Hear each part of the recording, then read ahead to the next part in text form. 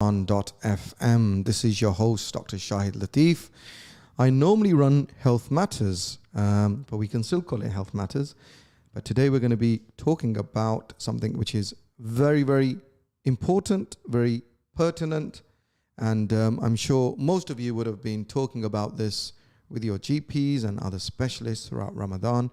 But this is not just for Ramadan, this is for even things going forward. And we're going to be talking about your diet and nutrition and how you can maintain an optimal physical and mental health by making sure that you eat right. Now, before I introduce my guest, I just want to remind listeners that, you can call in to partake and engage, communicate, ask questions, post comments. You can see us on Ramadan.fm, 87.7 FM, or give us a call if you want to talk to us on 0116 482 2086, or WhatsApp or text us if you prefer to do it that way on 07748 855 055. And a reminder once again that we are live streaming on YouTube and on Facebook as well. So you can catch us later or live on Facebook as well on the live stream. Now, I've got a very important guest with me today, and she's going to be talking to us about this topic. Her name is Mrs. Ramessa Imran, and she's a diabetic specialist dietitian who works at Milton Keynes University Hospital. So she's got a few years of experience, and we're going to be touching on various things. Though she is a diabetes specialist, but we are going to be expanding the discussion to other things as well, which she also has an experience in. So without much further ado, I'm going to invite Ramessa. Welcome. Sorry, good. How are you? Walaikum salam. Thank you very much for sparing your Saturday afternoon. We are ending the end of Ramadan, and what a month has been, isn't it, Ramessa? Yeah, it passed by really, really quickly. Everyone I've spoken to are quite sad that it's coming to an end now. But it's been a very... Indeed, yes. It just looks like yesterday that we were preparing for Ramadan and Rosé, and here we are now about to say goodbye. So there is sadness in the air. But hey, we've got Eid around the corner, and I think we should all look forward to the celebration, which I'm sure you would agree, Ramessa. No, definitely. Everyone's sad, but everyone's excited for Eid around the corner. Hopefully it's on Monday, though, so we can have one extra day of fasting on Sunday. Absolutely, Ramessa. Listen, I want to go straight into asking you questions, and we've already said to our listeners, listen, come in and talk to us and ask questions, because we've got an expert on diet and nutrition. And I just want to open up the floor to you, Ramessa, and just tell us, what do you do in your day job? So, like you mentioned, I'm a diabetes dietitian at Milton Keynes Hospital. I've been working there for almost 5 years. So when I first started my job, I went as it was an acute rotational post. So if anyone is thinking about becoming a dietitian or is a newly qualified dietitian, I would always advise to go in, start off in the hospital, and ideally apply for like a rotational post, because you get to every 9 months change your position, whether it's gastro, stroke, diabetes, peds. This is where you get a lot of experience and you find out where your which area you particularly enjoy. Mine was diabetes, which is why I took that route. But for my day-to-day job, even though I'm a diabetes dietitian, I only do 2 clinics of diabetes a week. The remaining 3 days, I'm actually on the wards. There's a mixture of wards, respiratory wards, some stroke wards. And then because we've been quite short-staffed because of the whole COVID situation, we've had to kind of adapt and just kind of cover different wards. So I think having a rotational background, it's quite easy to kind of just, cover for other people if they're off or if we're short staffed. So it is different every day. There's a lot of group talks that we do, educational talks with students, doctors, nurses. But yeah, I do really enjoy my job because every day is a different experience and it's not the same thing on a daily basis. So you get a mixture of ward work and clinic. But if acute hospital isn't for you, the other route potential dietitians could take is the community dietetic route, which is a little bit more slow paced. But it depends on you as a person if you like things that are quite fast paced or slow paced. But yeah, so that's what I do every day. Okay, excellent. So a lot of challenges and a lot of exciting days, and that's what it's all about, isn't it? Making sure that you go to work excited and see new cases. That, I suppose, keeps one's stimulated, doesn't it? Of course, yes. Do you enjoy your job? Yeah, I really enjoy it, especially when you see you make such a big difference. And obviously not every case study is a positive outcome, but then obviously our job is to try our best all the time. But when you do see you're making a difference in people's lives, it's very enjoyable. And like I said, because it's not the same thing every day, it just spices up your job. So Ramesa, when people find out that you are a dietitian, obviously, what are the commonest questions you normally get from them? So I think a lot of people don't actually understand what a dietitian is. All of them think that a dietitian is a nutritionist. Obviously, our conversation today will be more focused on nutrition, and I have had a background of nutrition, which is more about food, diet, health. But dietetics and dietitians, it's more focused on diet, but then relating it to acute illnesses. So it's not really about healthy eating. It's more about how a particular patient with a particular illness can survive. So a lot of my patients, they can't actually eat orally, so they're fed via NG, nasogastric feeding through the nose, or artificial feeding through the stomach, so we get pegs and rigs placed. So we work very closely with other health professionals. So we are monitoring, is this patient meeting the calories, the proteins, the nutrients, the vitamins, the minerals through artificial feeding. So it's not really like as glamorous as people think it is. It's quite, it can be quite raw, and like I said, it's not always like good outcomes, and dietetics is always related back to like acute illnesses rather than healthy eating for someone who just wants to lose weight or gain weight.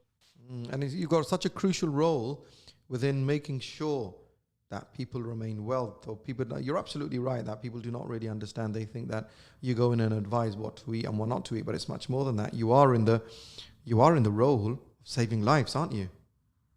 Of course, and especially like, let's say a complex patient who's diabetic and they can't eat orally. So we're not just artificially feeding them. We have to make sure that the insulin matches their intake by artificial feeding. And if you don't get that right, their blood sugars can go really, really high or really, really low. So that could be quite detrimental to, the outcome. So it is very hands-on and a lot more challenging than what people think it is. I can imagine.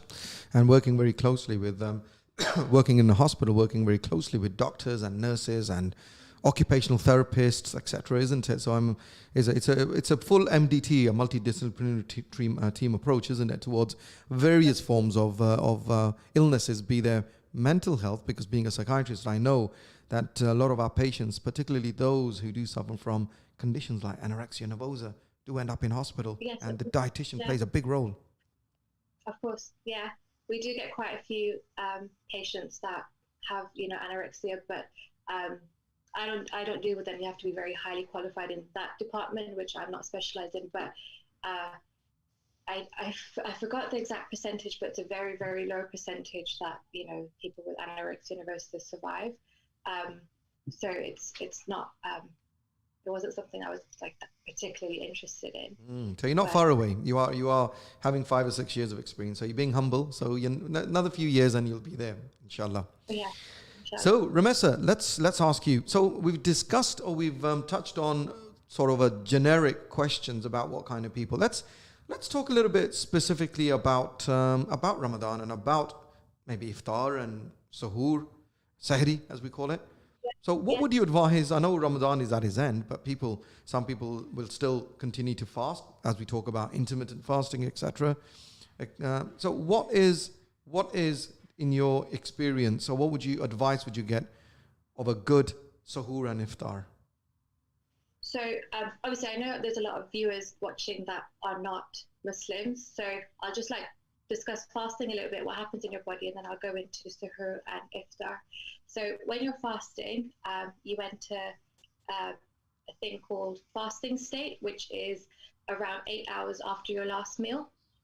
And this is what happens is all of the nutrients have been absorbed from the gut, from your food. And then at this stage, what happens is the glucose from your muscles and your liver is being used up for energy. And once that's all been used up, while you're fasting, the second food group that will be used up is fat. So then the fat stores start being used up once the glucose supply runs out, which can be useful for some people, especially if they want to lose weight, or if some people have high cholesterol, that can help bring their cholesterol down as well. And the good thing about that is when they're using the fat stores up, when the fat stores are being used up, the muscles, prevents muscle wasting as well, which is a positive thing.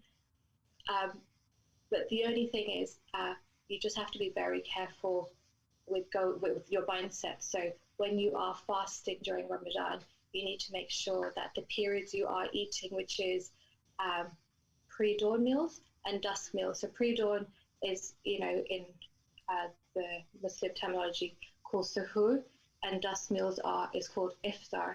So you have to be very cautious of what you're eating and drinking during those times, so the energy stores in your bodies are being replenished and stored up for the next day. So if you're going to be eating rubbish, then you're going to feel like rubbish. But if you're eating good, then you will have the energy. Obviously, the first couple of fasts, everyone always says, is a bit challenging. But if you're eating the right foods, what happens is a few days later, your body increases endorphins in the blood. This makes you more alert, and it just gives you like an overall healthy mental outlook on the whole process. So it is very important to make sure you're eating the correct food.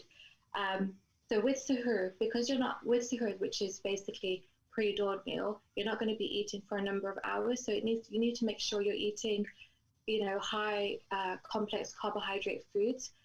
The reason I say it's complex carbohydrate foods, they're foods such as whole grain bread, brown rice. I know some people don't like whole grain, so sometimes I'll be mix it up. The reason for that is because the way it breaks down in your body, it releases energy, and it's released in a very slow manner, so it keeps you fuller for longer, and your blood sugars will rise in a steady manner rather than a sharp high, because you don't want a sharp high and then you'll have a sudden low, and then you're just going to be tired and lethargic all day.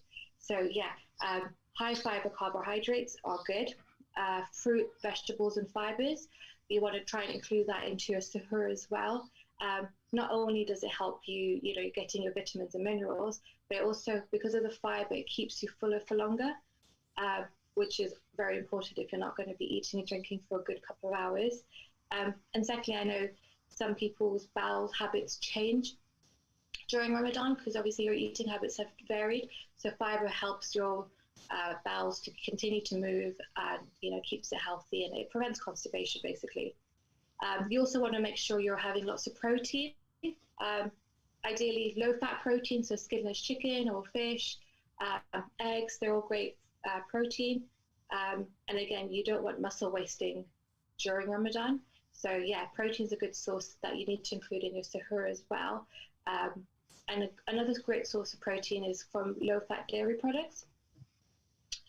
They also help maintain strong bones, and if you're lactose intolerant, nowadays in all the supermarkets you can get lactase-free products, but then at the same time they're fortified in calcium, so you get equivalent amount of calcium that you would in a normal dairy product.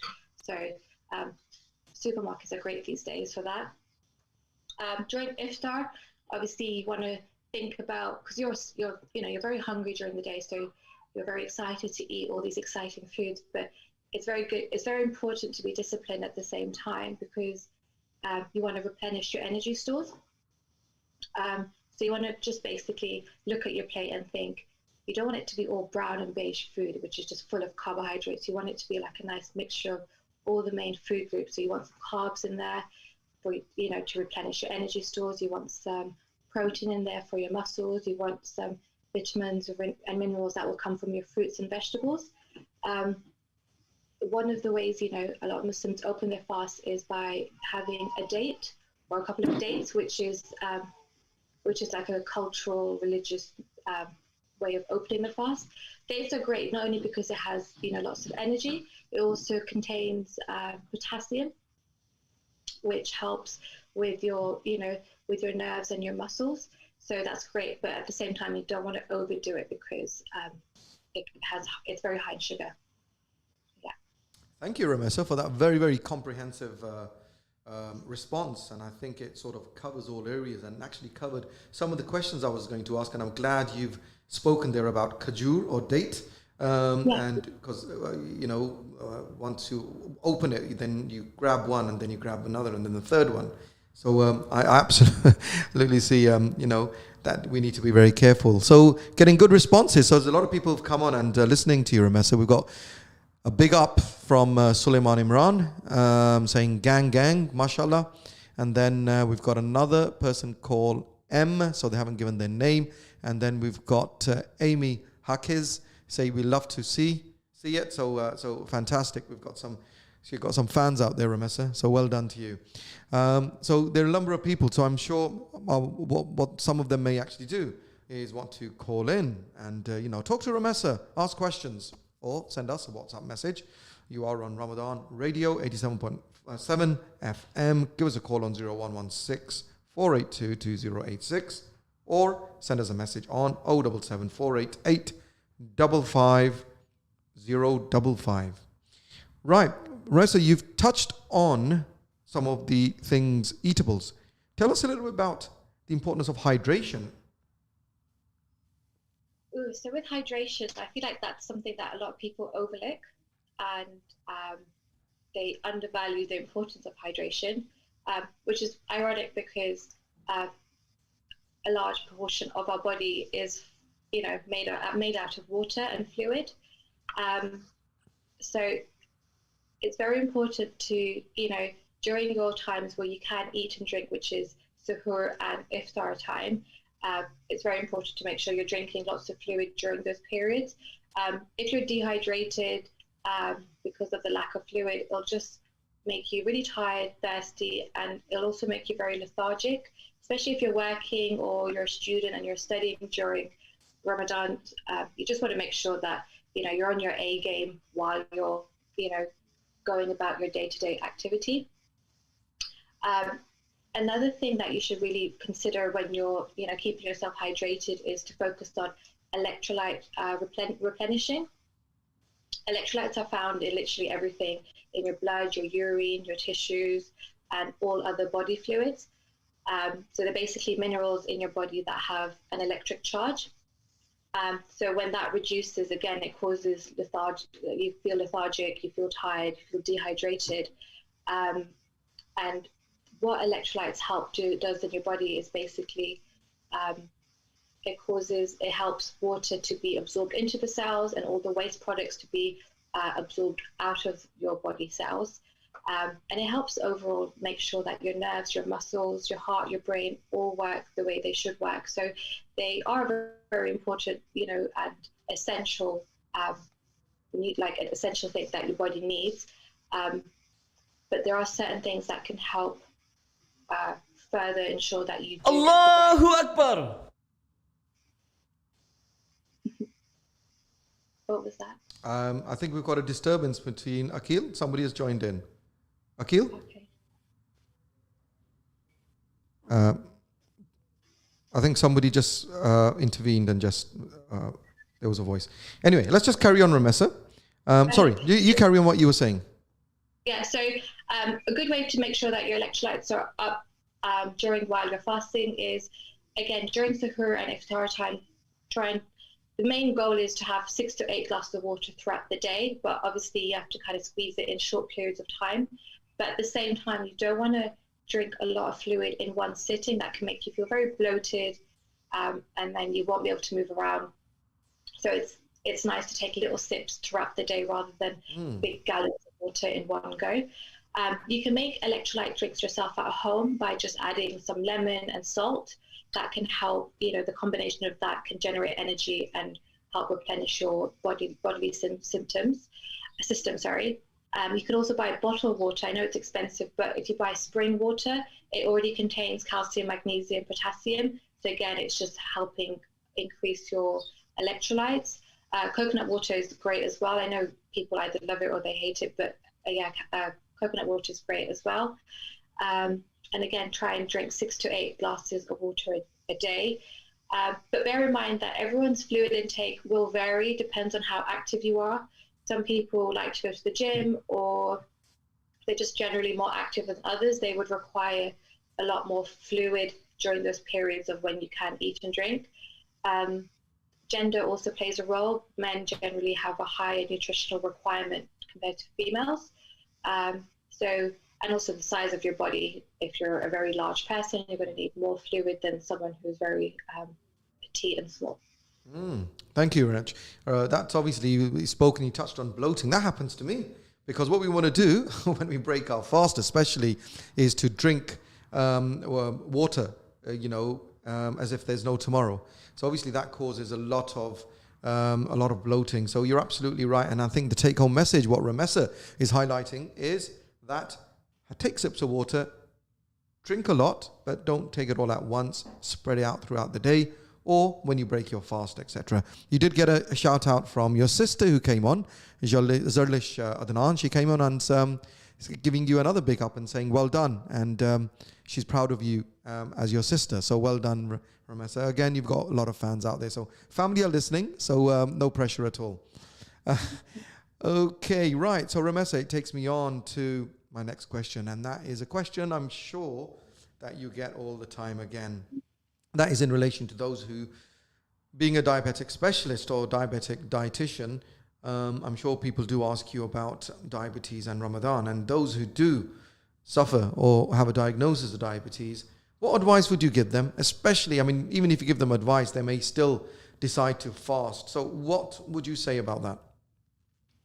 So I think anyone with any health issues, such as diabetes, like you said, or, even if they're elderly people or pregnant people, a lot of them, they are exempt. It's a personal choice, but and everyone has different understanding. Some people would agree that you are exempted from fasting if you have, certain illnesses, or if you're feeling under the weather, or let's say or if you're pregnant. But there will be people who are still very insisting that they want to continue to fast. I would first advise is just consult your doctor first, because obviously health comes first. You don't want to worsen your condition. But if your doctor gives you a heads up and you are diabetic, obviously it depends on whether you're type 1, type 2, are you taking oral medication, or are you on insulin? So all of these things you have to take into consideration. So even if you are determined that you're going to continue to fast, it's important to meet your diabetic team. So that would be your doctor, your nurse, and your dietitian, and meet them before Ramadan starts, so you can discuss ways to go about it.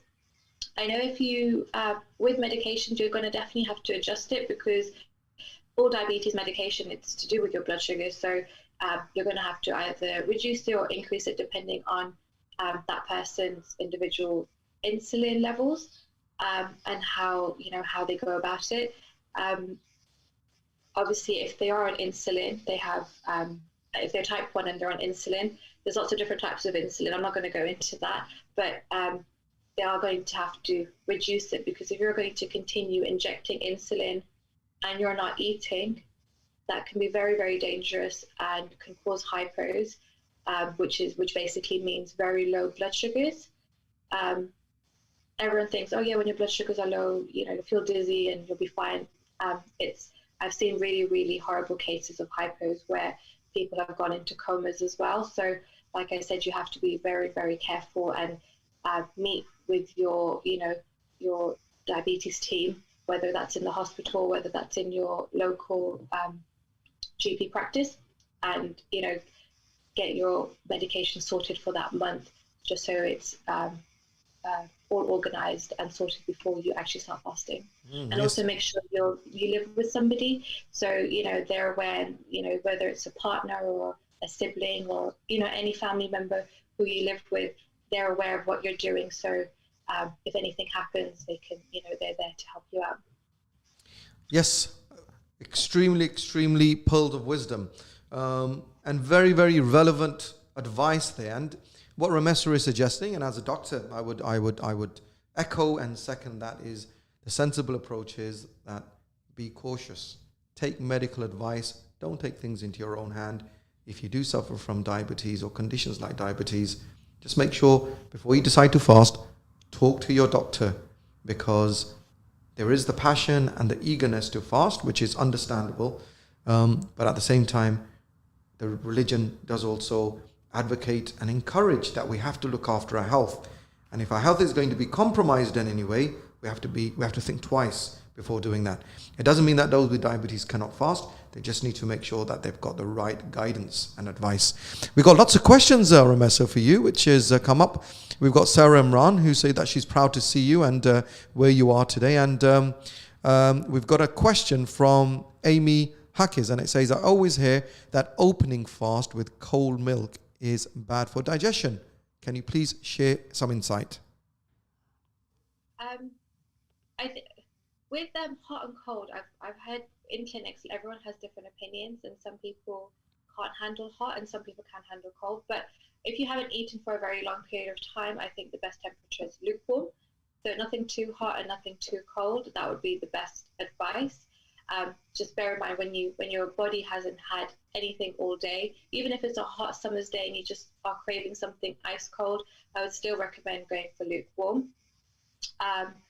This kind of reminds me a little bit on like if a woman is fasting and she's also pregnant. Again, we wouldn't recommend that, but like you said, there are lots of eager people out there that are very passionate and they still want to do it. A lot of women suffer with heartburn, and when they start eating a lot in one go, it can cause heartburn. And I think with cold milk, I'm not saying it will cause heartburn, it could just cause the reverse, and it could just make you feel a bit sick. Yes, absolutely. And I suppose, Ramesa, it wouldn't be wrong to say that it's not only during Ramadan, but anytime. Is it correct that we shouldn't be drinking very cold water, or very hot water, because obviously that will scald our interior, but not to drink very cold water, and always needs to be lukewarm? Would that be correct, irrespective of Ramadan? Yeah. Lukewarm is always advised, but I wouldn't be like hardcore. If you are eating and drinking all day, every day, and on a normal month, then that's fine if you want to go for cold or hot bits. If you are particularly fasting, definitely don't open your fast with too hot or too cold. But yes, you're right, lukewarm is always the best. Absolutely. Thank you very much. Made that nice and loud and clear from the expert. Got another question from Suleiman Imran. Wanted to ask, what is the best way to maintain muscle mass, especially during Ramadan, to not lose weight and not gain fat? As my uncle is my inspiration. And I wonder, Suleiman Imran, who is this uncle? I would love to meet this uncle who inspires you. Maybe one day. Maybe you want to call in and maybe announce who this uncle is. But anyway, over to you, Ramesa.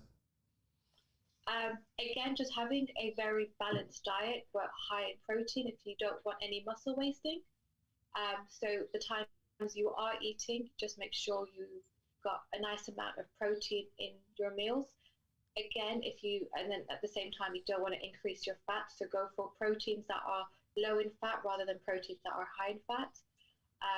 Eggs are a great source of protein. It's probably the only food source that contains all of the amino acids. So eggs are great. Again, like I mentioned earlier, skinless chicken, fish, they're all lean proteins that are not high in fat.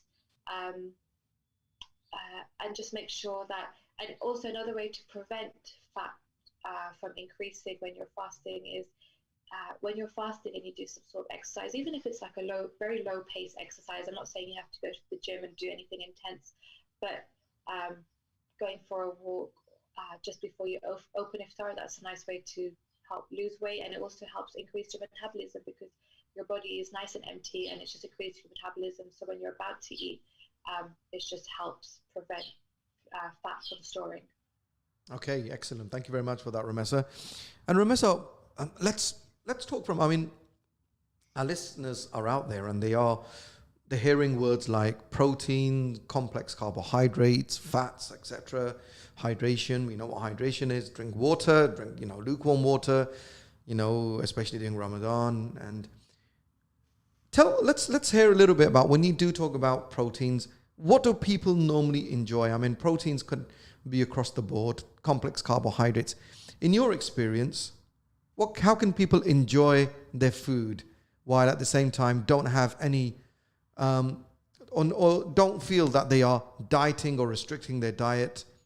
So, two questions there. Number one, if you could name some food, if you like, but also tell us how can people enjoy their diet while at the same time maintaining a good, healthy diet, be it Ramadan or not.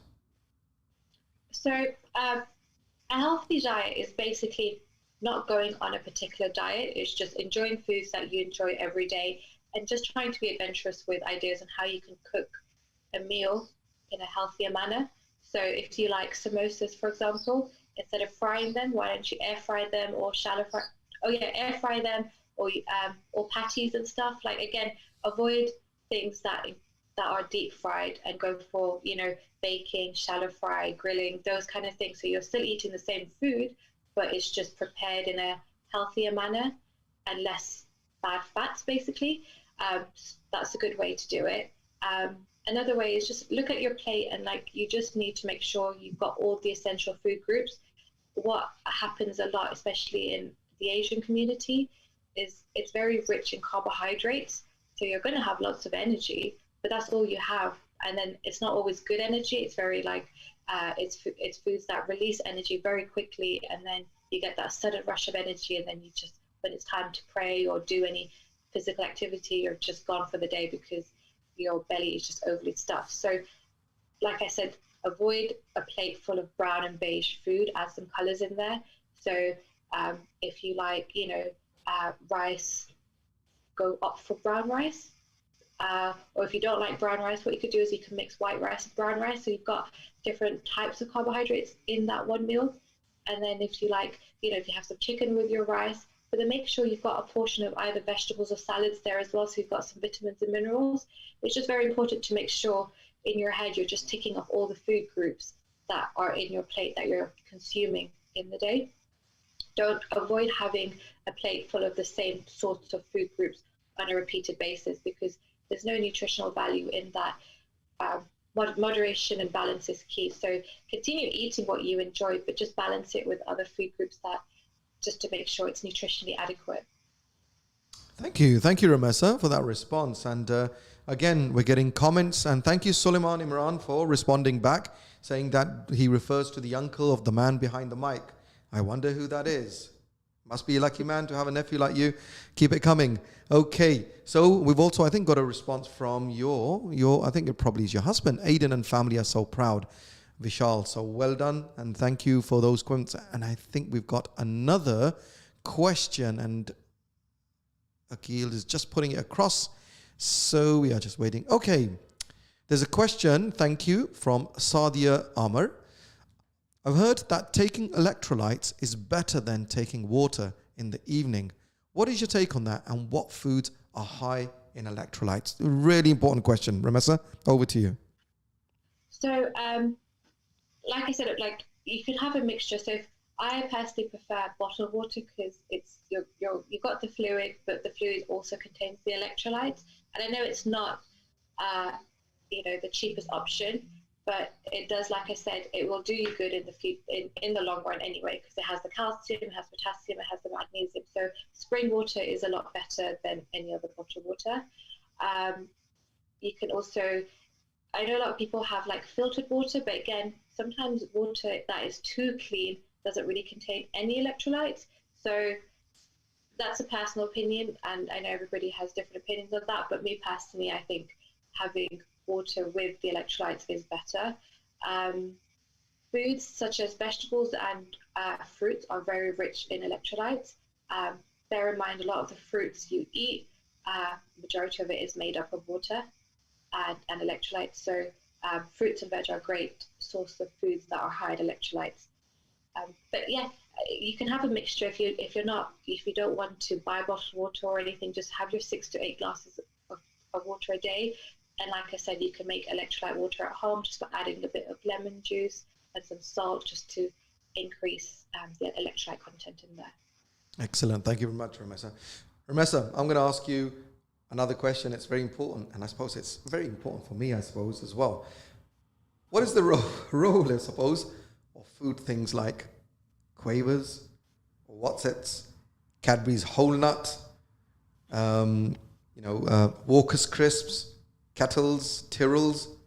These are some of my favorites. Now, how much can I consume to assure that I'm maintaining a balanced diet, or can I spoil myself sometimes? Oh yeah, definitely. I'm all for spoiling yourself sometimes, as long as you're not having like multiple packets of crisps in one sitting.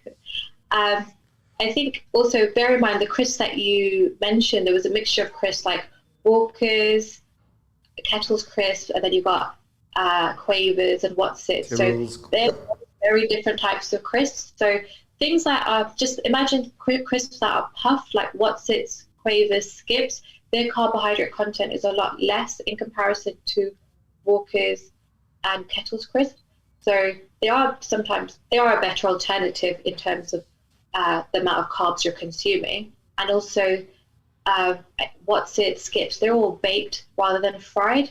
So again, their calorie content would be a lot less. Sometimes Walker's would be 3 times the carbohydrates, 3 times the calories compared to a What's It. A lot of my diabetes patients, we recommend 10-gram carbohydrate snacks in between your meals. And a standard packet of What's It is, I think, 9.6 grams. So they're very low in carbohydrates. So yeah, if you're having What's It, Quavers, Skips, they're fine. But if you're having things that like Walker's, McCoy's, Kettle Crisp, keep them like once in a while as a treat. Okay. And things like chocolate. Yes. They obviously it's high in sugar. I also understand you haven't eaten and drank in a long day, so your body sometimes craves those kind of things. So it contains it's high in sugar and it's also high in fat. So it's not actually broken down that quickly in your body because fat is broken down very slowly in your body. So in the context of your blood sugars, it's fine because your blood sugars won't rise very quickly with chocolate because of the fat content. However, if you are conscious of your waistline, then it's something to just not avoid, but just limit and don't overindulge if you're planning on trying to lose weight or something. Brilliant. And yes, that means it's not a complete no-no for chocolates. Hey, thank you very much, Ramesa, for the green signal. Now, you are listening to Ramadan Radio, 87.7 FM. We've still got 7 minutes to go, and you can join in, ask Ramesa questions. You can call us on 0116 482 2086 or send us a text message or a WhatsApp message on 0774 8855 055. We are live streaming on YouTube and Facebook, so you can follow us there or ask questions on Facebook. Ramesa, I'm going out to play cricket or football. So I'm about to play cricket I'm going to be on the ground for 3 hours, and I'm going to be bowling about 6 overs in that 3 hours, and I need to make sure that my energy levels are good. Or I'm going to go and play 5 or 7-a-side football, and I'm going to be on the pitch for about anything from 60 to 90 minutes. What should I preferably eat, and what should I avoid just before going onto the pitch, onto the ground? So you would, so before you do any sort of physical activity, you want foods that is going to give you lots of energy. Ideally, energy that's going to be released. It depends on the type of sport you're doing. Cricket, it's a very long game, so you're going to need something that's released very slowly. So you could do a little bit of a mixture. So something like a banana is, got a nice amount of carbs in there, and it's released fairly reasonably quickly. So you could have something like a banana, but then also make sure you've had a meal like, a sandwich, like a whole grain sandwich with maybe tuna or cheese or a chicken sandwich. The whole grain bread will be released. We will be releasing the sugars very slowly throughout the couple of hours while you're playing, but then you've got the background source of a banana. I know lots of people don't like bananas either, so you could take like some, a sugary drink like a Lucozade just to kind of keep you going throughout the couple of hours you're playing cricket. Avoid foods that are very high in fat or greasy or oily. That's just going to reduce your stamina. It's going to reduce your the way you play and how your what's the word? It's just going to make you feel very bloated and lethargic, and it's just not going to. You're going to have a very poor performance, I think, when you eat foods that make you feel very lethargic and bloated. But yeah, carbohydrates, mix it with other food groups like I said, a sandwich with some protein content, and then alongside that, have something that releases sugar a little bit more quickly. And a piece of fruit is a healthy alternative to maybe sugary drinks. But because you are being active, if you were to have a Lucozade or something sugary to give you the energy, that's fine as well. And absolutely. And just to reiterate and to confirm what Ramesa is saying, that you need something which releases energy slowly. For example, bananas. And that's why we see tennis players eating bananas in between their breaks. But that doesn't mean that you have a chocolate or a packet of crisp and then have a banana. A banana is just a banana. Slow release. That's what we need to. I think we're about to put another question up. Is that correct, Akil? Yes, we are. Here we are. Okay. What's the biggest misconception when it comes to diet, Ramesa? The biggest misconception?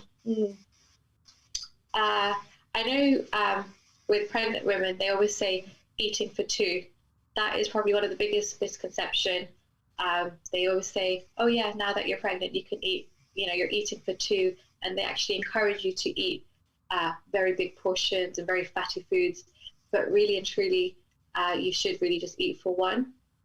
Your baby doesn't need that much.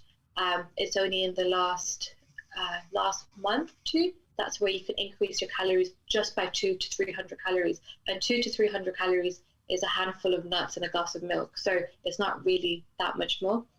So that's one of the biggest myths that I always hear at work. Okay, thank you, Ramesa. And Rosalish has written, and she's really happy that we're bringing up the questions around crisps. And obviously it's relevant because people love crisps. And she's also glad that the puffy crisps, which are our favorites, are a healthier option. So yes, go for it, Zalish, but in moderation, as always. Ramesa, we've just got a little above 2 minutes. Say that again. Is it okay if I take a big bag? Ramesa, our producer Akil is asking, does it matter what kind of size of bag? Because Akil prefers mega economy size bags. So he's asking, is it okay if he goes for, one of the ones, the huge ones you get from Costco's? The flip side is that it's only one bag. Yes. Not 10. Not 10 bags. So that is moderation, I would assume. Absolutely it is. Yes. So one bag it is. Have the big bag and then go for a walk for a whole hour. There you go. Oh, Ramesa, we are not friends anymore. There you go. Ramesa, we're just about to, we got about 1 minute, 40 seconds left. And I just want to say, it's been wonderful having you on, and, you've given fantastic advice. In about 30 seconds, Ramesa, 30 to 40 seconds, what's your take-home message for our listeners? Take-home messages: enjoy your food, but don't look at food. Food is pleasure, so enjoy your food, but at the same time, food is health, and God's given us food to nourish our body, so don't abuse it and enjoy it, but eat everything in moderation. Fantastic. Excellent, Ramesa. That's wonderful. That's pearls of wisdom. Listen, it's been a pleasure, and thank you very much for sparing your time and putting yourself forward on a Saturday afternoon. I know you're very busy. You've been listening to Ramadan.fm. I've been your host, Dr. Shahid Latif. Listen, it's been a wonderful month of Ramadan. The spiritualness and the whole the atmosphere of Ramadan is fading away now, and we are saddened that we are coming to the end, which actually also means that Ramadan.fm will not be hosting or airing any other time, and we will miss you all. So thank you very much for everybody's support out there. I've been your host, Dr. Shahid Latif, and I've thoroughly enjoyed you guys calling in, sending your messages. Look after yourselves, keep well,